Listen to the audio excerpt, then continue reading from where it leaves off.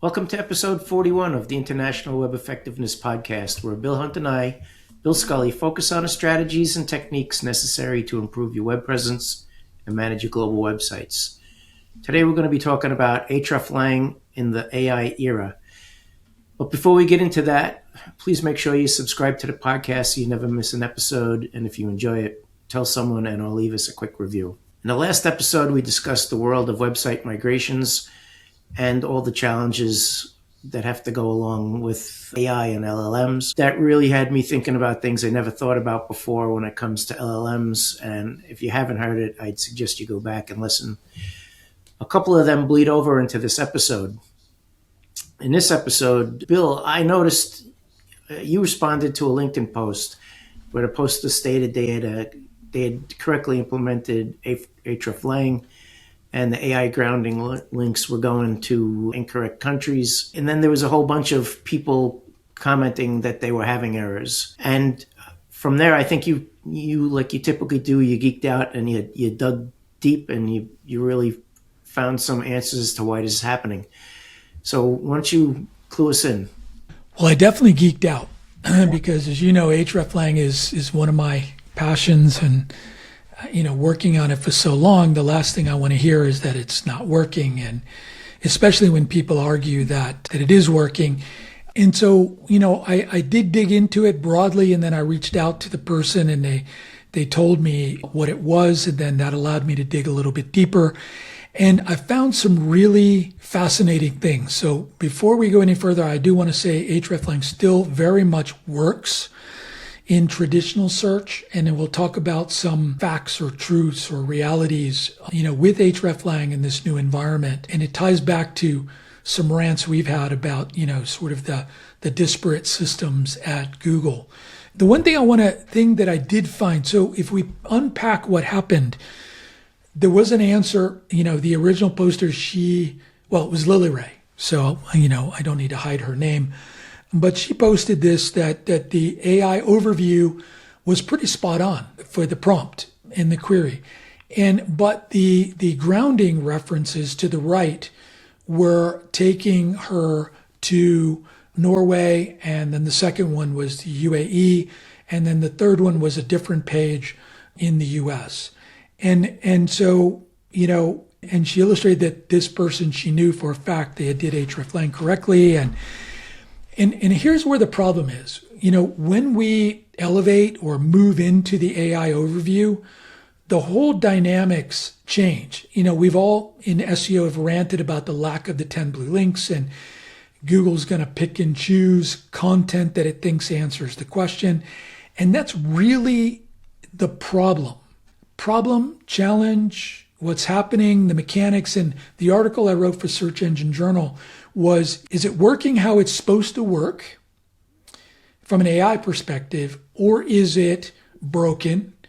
The long story short is AI is working exactly how it's supposed to work. The AI piece of this, and here's the unfortunate problem, it's all about fact checking, finding the right answers.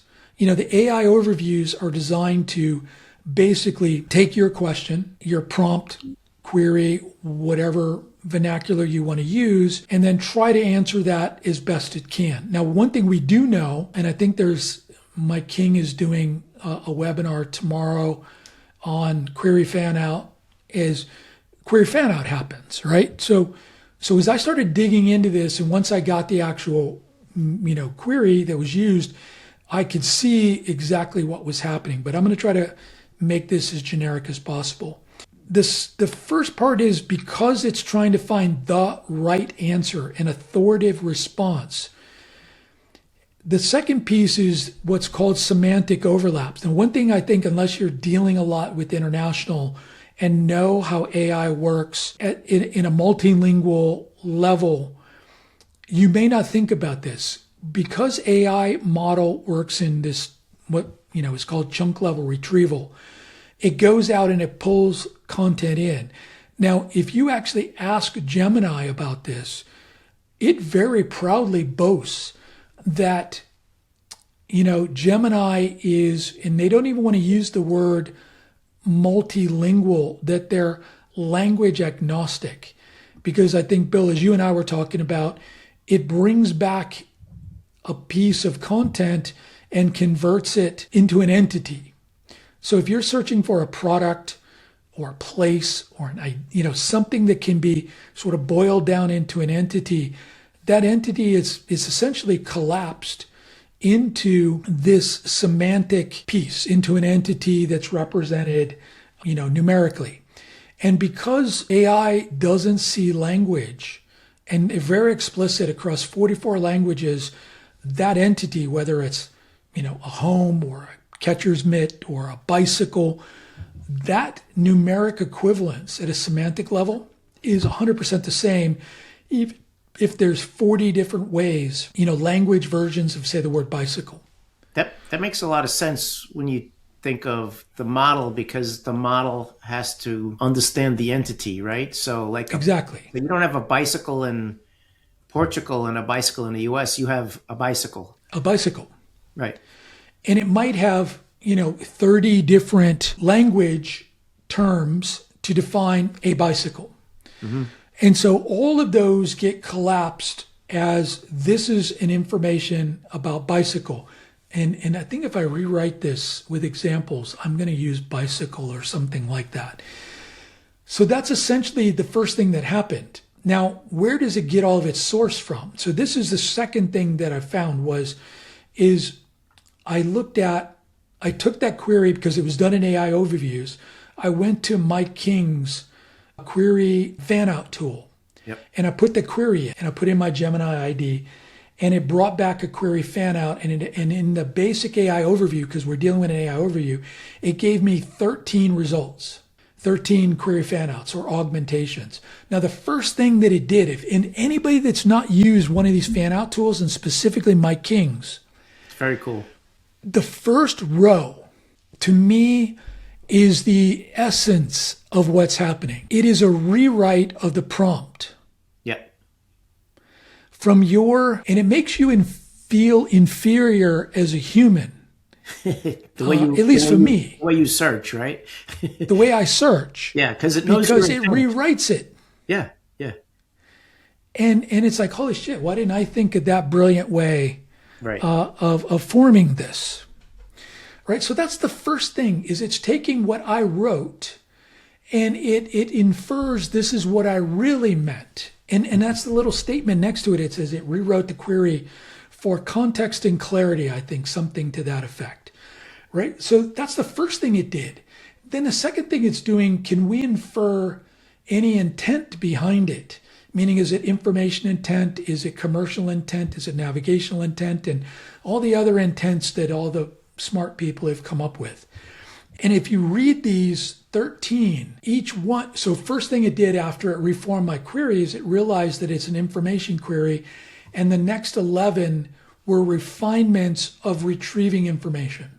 So quick question for you. Were the refinements a test of the topical knowledge, or were they the next question, potential question, or were they just the same question written different ways? So let me bring it up and try to client exit. So it was both, right? So the first thing it was it rewrote it, and then it created an explicit, because her original query had a specific audience, or had a specific use. Okay, right? so it was product for use. Yeah, okay. Right? And so the first thing it did was it came back is, how does this product help with that use? Okay. Right? And the user intent was, it says, it's to understand the practical application and benefits. And then the next 3 were refinements of that. Huh. So it was drilled downing into the application. And then the second or third query refinement was deeper into the audience. And then there was 3 more specifically about that audience, that user.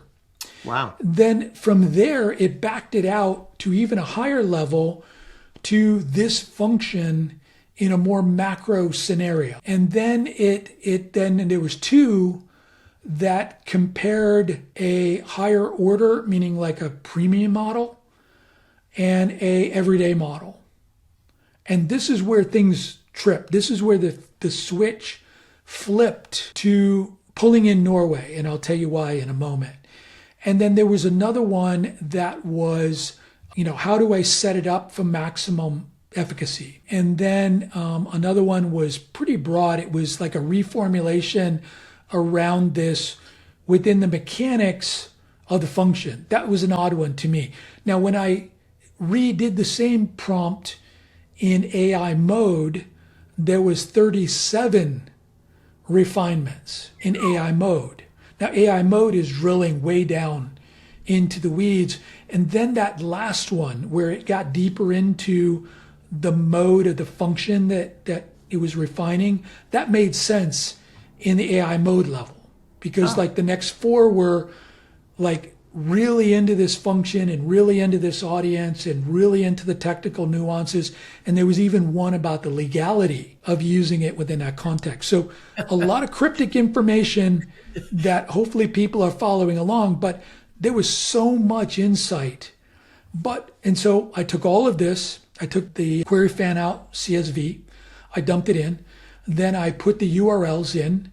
I even, got the vector embeddings, I put that in, I put all this stuff in AI and said, please tell me why the hell it picked Norway as a grounding.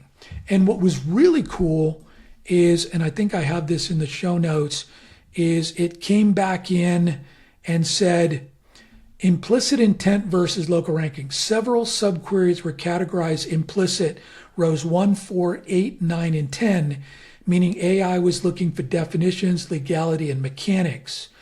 And then when it was looking for what is for related information, it prioritized informational density.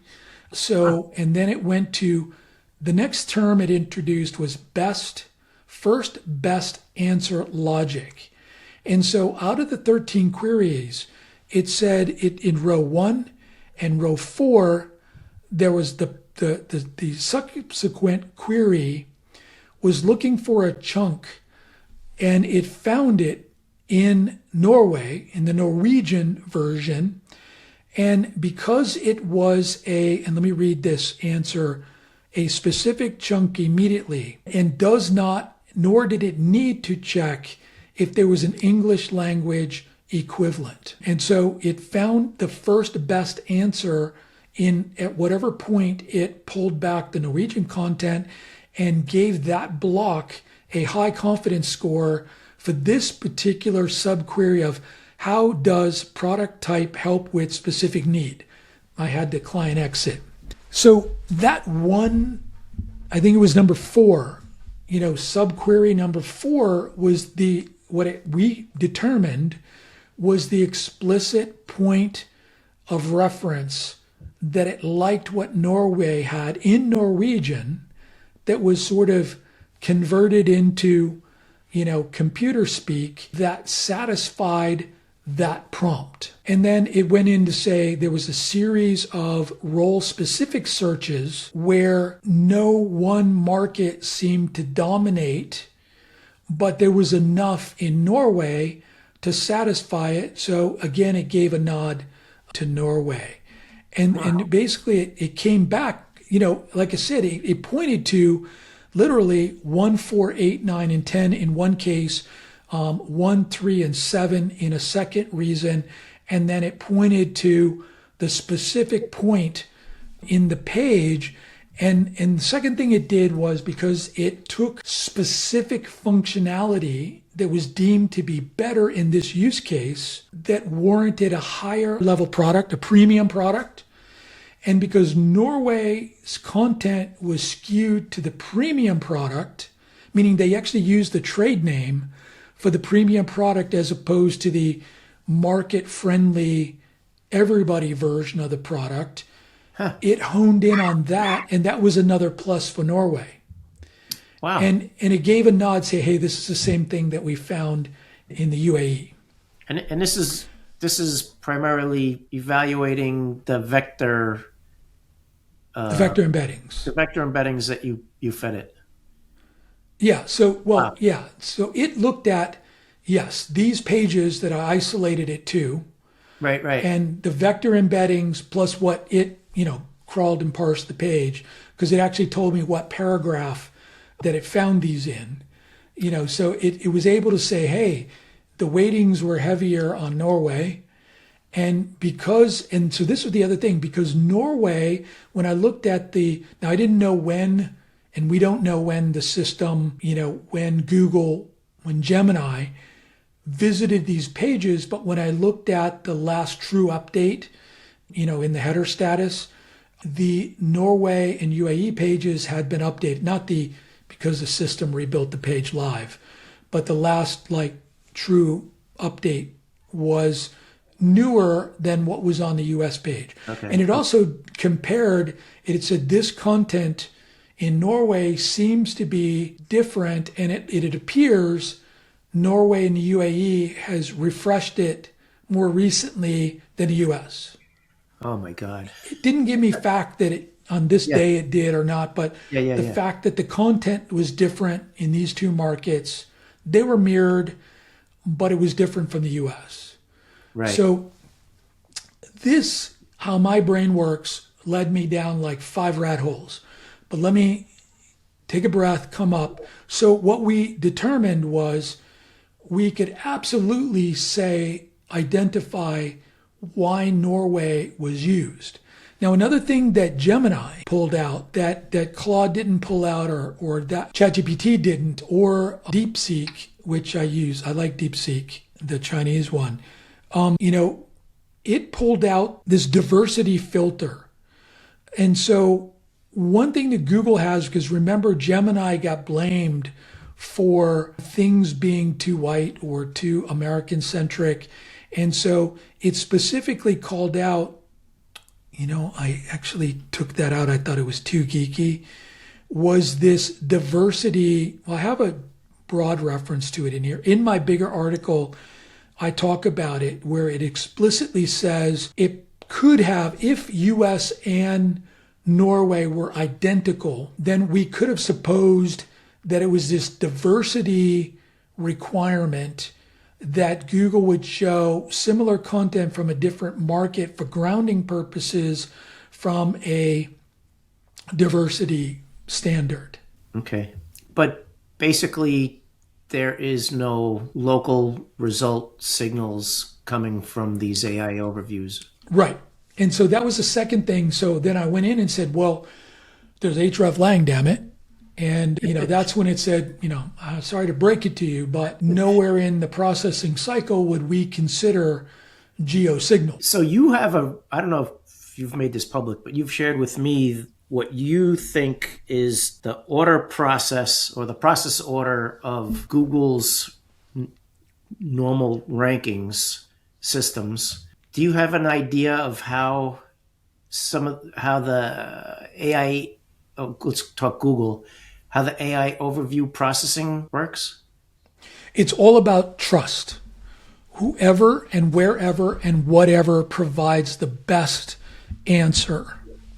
And I couldn't find any case where if the signal, the test, the criteria to get the best answer, I couldn't find any criteria where it may second guess itself, meaning it would seek out an alternate.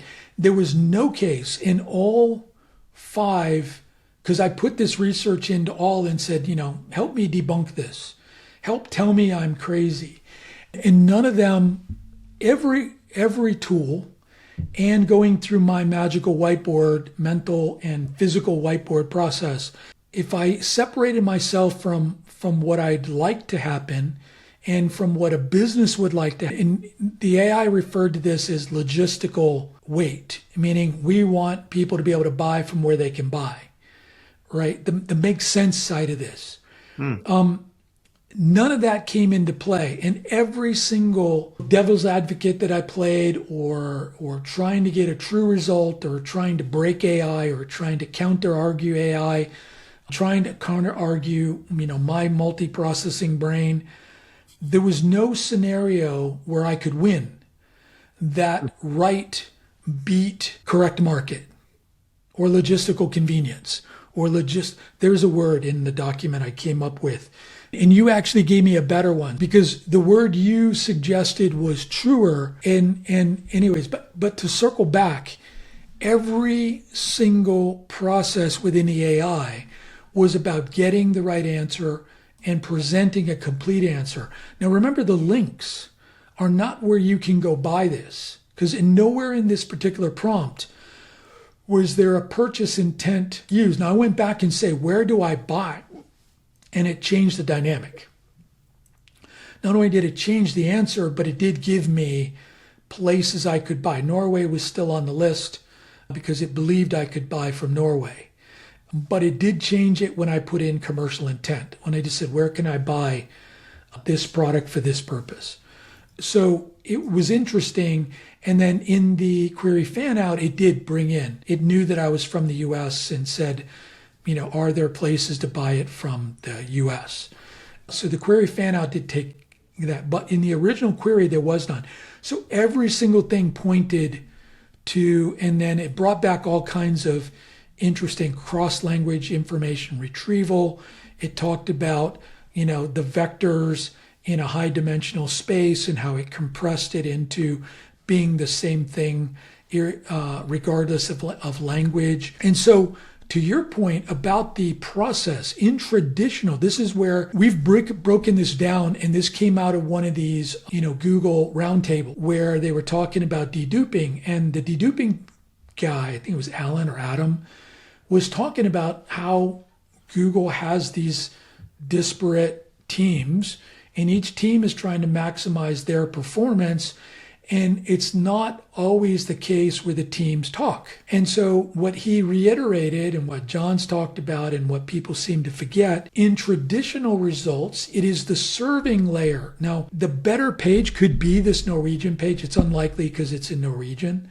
But let's say the UK or the Australian page could, in theory, be topically better, coming back to one of your earlier terms, could be the better result. But because it read that my IP is in the US, my language preference is US English, all my signals that I'm in the US, the serving layer of Google would serve me a US version of the page, even if it was topically inferior. Mm-hmm. Because it's trying to give me, and especially if there's any remote inference that this could be commercial. Right. Right? Whereas AI doesn't have that need, that goodness of our heart. The word I said, you were trying to coin, or you were talking about geographic leakage, and I said it's more like a geographic indifference. Exactly. And that's why I love that. And full credit to Bill Scully for geographic indifference, because the system is totally indifferent to where it found it and where it references from a grounding linkage. Doesn't matter. Yeah. And, it's like information can come from anywhere now, from pictures. And I guess for LLMs, like entities are entities, and they're looking for answers, and they have a geographic indifference. It doesn't matter. It doesn't matter what language it's in. It doesn't matter what page it's on, where the page is tagged to be located. They're just looking at information and best right answer and coming up with the right answer. Yeah. And so here's where the frustration comes in. And then I've talked about this.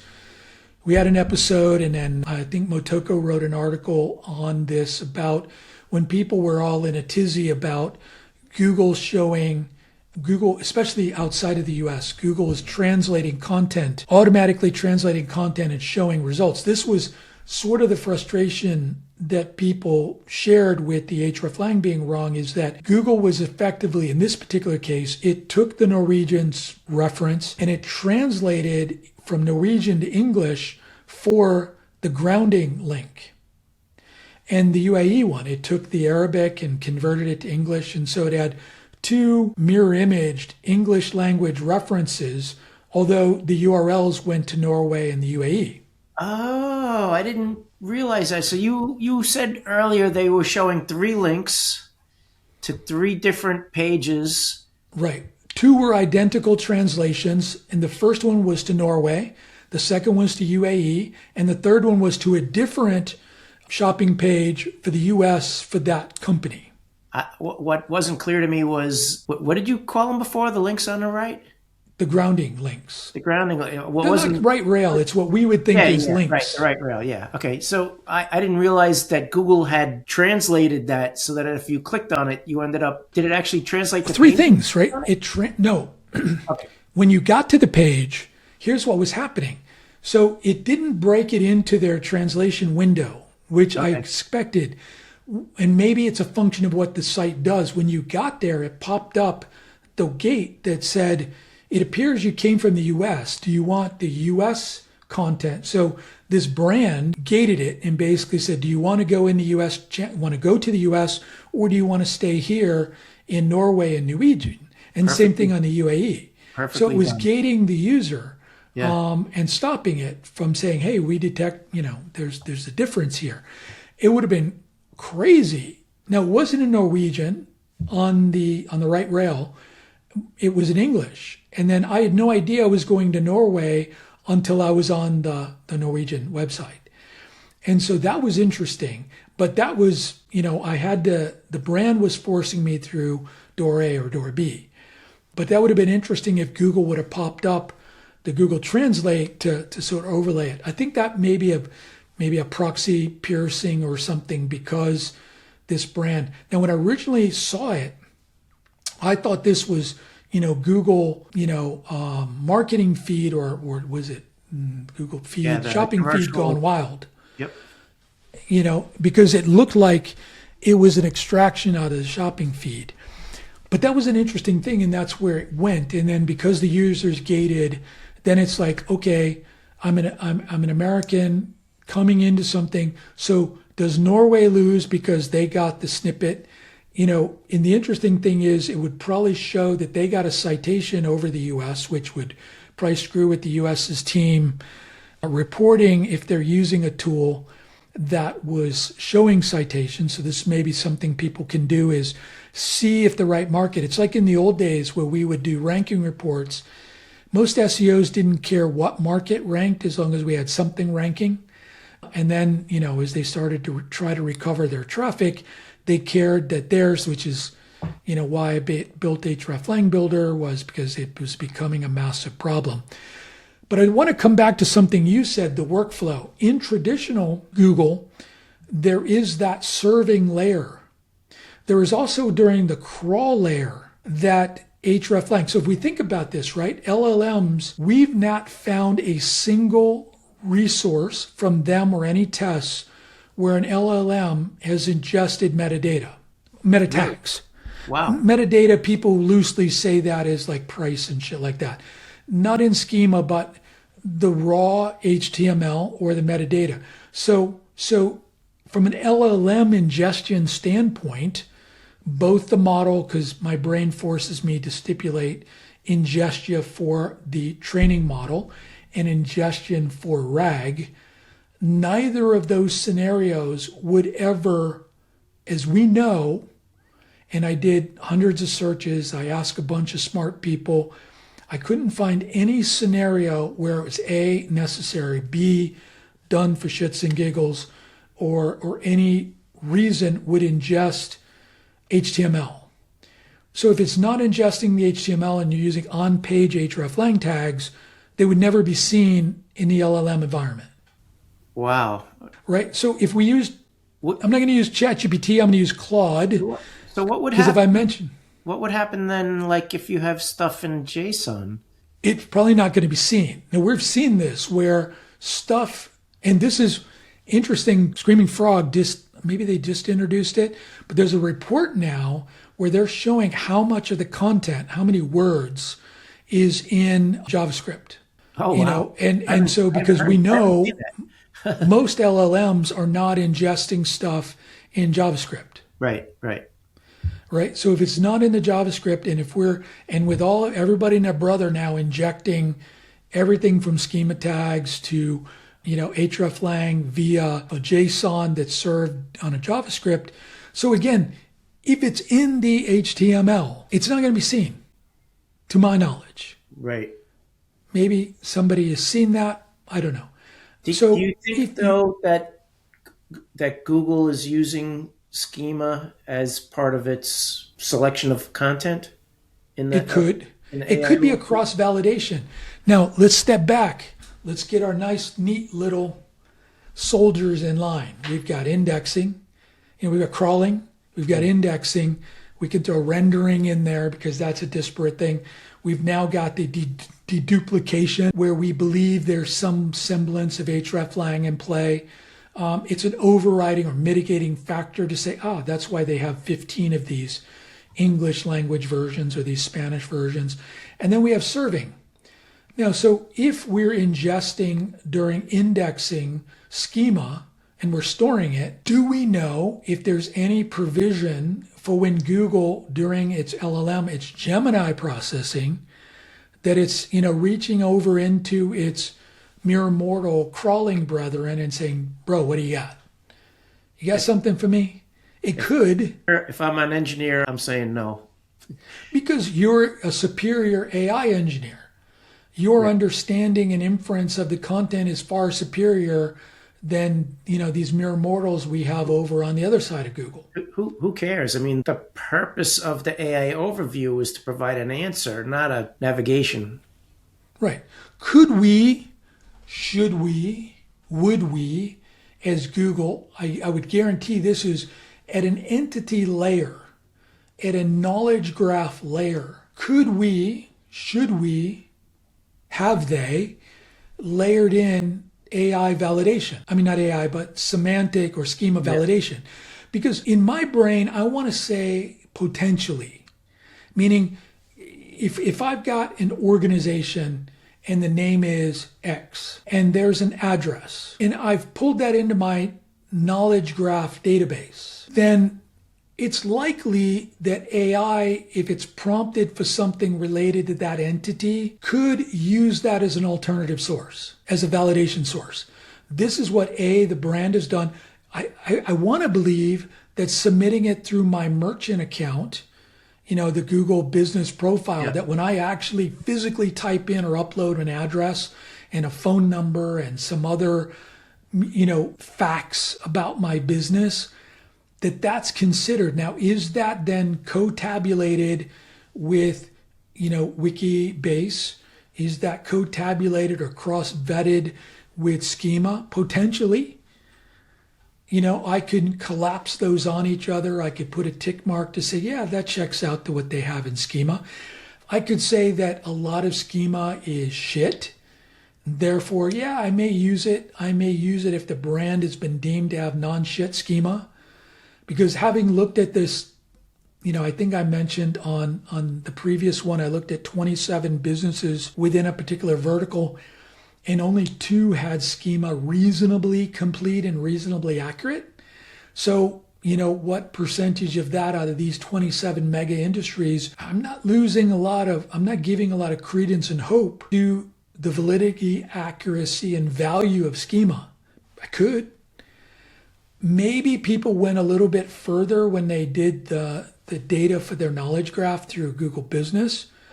Maybe even more so that they did it through a business product feed, a merchant feed. And now with the UGC side of this, where we can sort of train it, train is code word for how quickly can we sort of, abuse it. I don't know. I like to think that Google, being the absorber of all this stuff, that there's some big reconciliatory database. Maybe. I want to remind people of our free Facebook group, where we use that as an opportunity to discuss these things, and you can ask any questions you want. You could also suggest ideas for upcoming podcasts. You can find that by searching International Web Mastery Free Group. But circling back to this, if we think about this AI processing, so during the Gemini hunting, gathering, validating process to answer, in this case, we talked about this particular query was 13 subqueries. That's what Mike King's tool was able to extract. That was in the JSON file that he extracted. So those 13 pieces, it determined this was on the left rail, a really correct, very detailed answer to this question, and then a couple references. Now, we all got derailed by these two references to the right, that they came from Norway and the UAE, right? What was on the left rail was pretty good. That answered the user's information. Probably they didn't need to query unless they said, shit, I want to buy that. Right. So all of this was moot anyways, because was that answer enough to fulfill that question, which I would say 100% yes. And would it, if that would have been my question, would I have went and did a secondary query where there was potentially purchase intent, to where when I did do purchase intent in this case, I did get better commercial answers. So long way of saying, nowhere in this processing was language, purchasability, geographical correctness factored into the equation. And that's why I said, if Google were to do that, then maybe, again, I could not find, and I spent quite a few hours trying to find, could there be, and not should there be, a secondary check of market specificity, because there was nothing that needed to know what market I was in to give me the first answer. Right. I actually forgot. I wrote an article last week. So Google just came out with a new standard for e-commerce sites, Universal Commerce Protocol. And they developed this specifically for agentic search. So, today you can go into some of the browsers and say, buy me a this, buy me a that. And they've now developed this protocol with, all of the big sites. And I'm guessing that this is going to become part of their AI overviews now, because when you think about it, like 90% of when you need that is when you're going to buy something, right? Right. And if you look at the questions, the fields, that overlays neatly to a lot of fields that we have in schema. And this is actually a business opportunity that I just sent to someone to say, how easy would it be for us to take what we're ingesting and validating for schema and create that at UCP, as you said. I said UGC. So all these U's and C's and P's and F's and yet another acronym. But, and so this gets back to the big Google hopper of knowledge, right? If that's coming in and we've got schema coming in, and I even saw somebody ask, with this coming in, do we need schema anymore? Because we can just feed it. We don't need to populate it on our website. So that's the question. We're feeding these same variables in, and it is very commerce skewed. And as Google, I think in their overview said availability, it was like pricing, availability, and then nuances. And then brands will have the ability to tune it. And then the hubbub, somebody made it to some congressperson where it said, where you can put in the gamification around, what is that? You want fries with that. I don't know what that's called. There is a name, accessories and upsells and cross sells. Oh, okay. Because they had it very ambiguous, merchants will be able to enable cross sells and upsells. Somebody using an AI reader basically translated it in that you can have different prices for people depending on any of these variables. Right. So again, it's already made its way to our conspiratory theory Congress, as Google's trying to stack the deck against people. But all this is really doing is trying to remove ambiguity and clarity and specificity. And so on a product level, again, this whole example was a information level query where location, product, and purchasability never came into the equation. And then when I did do the same query about being able to purchase it, it did skew not only the answer, but it also skewed the grounding results. So the intent of the query makes a big difference in the world. Two things I want to get to. We wanted to keep this to 30 minutes because it was a little geeky. Fundamental problem number one, the traditional serving functionality of Hreflang does not fit into this process. So it actually causes a problem because it doesn't. Some of the things that are out there, now we've talked a lot about geo specification. I think we did a whole episode about, the ambiguity of say, Nike in Australia, where the only thing they had different from all the other language was the currency was in Australian dollars and not US dollars.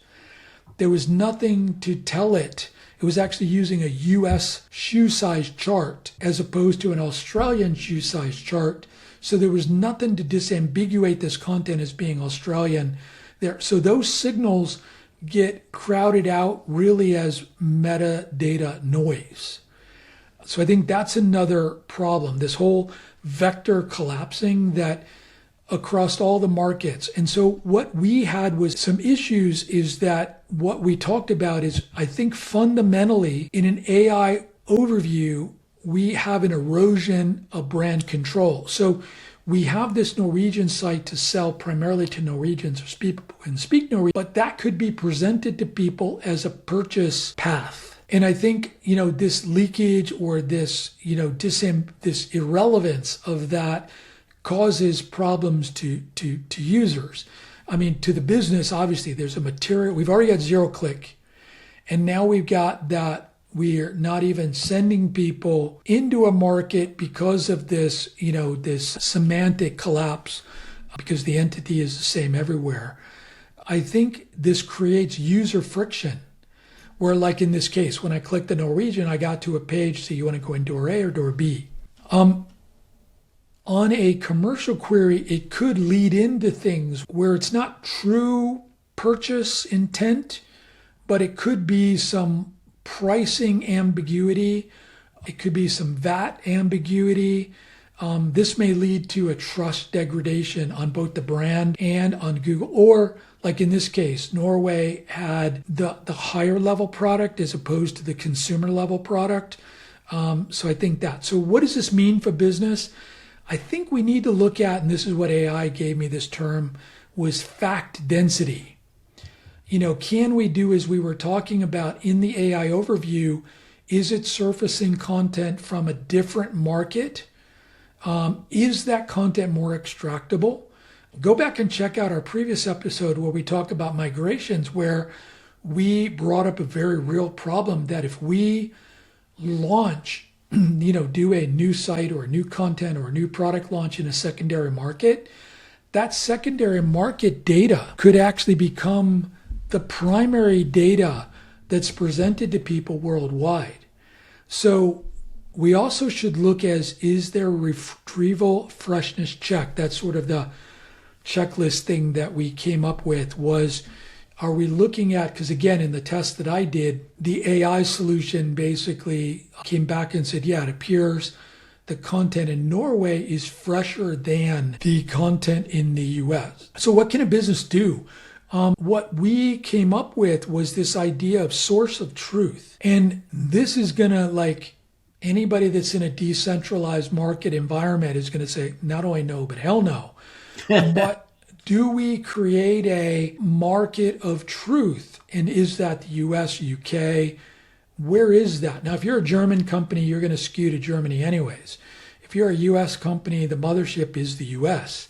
But, is there a market of truth?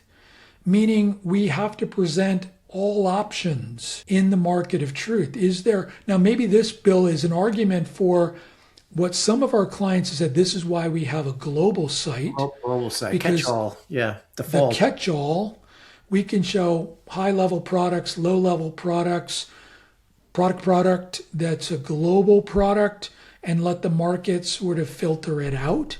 But the source of truth, I think the second thing we're going to have to revisit is this idea of a non-local visit protocol.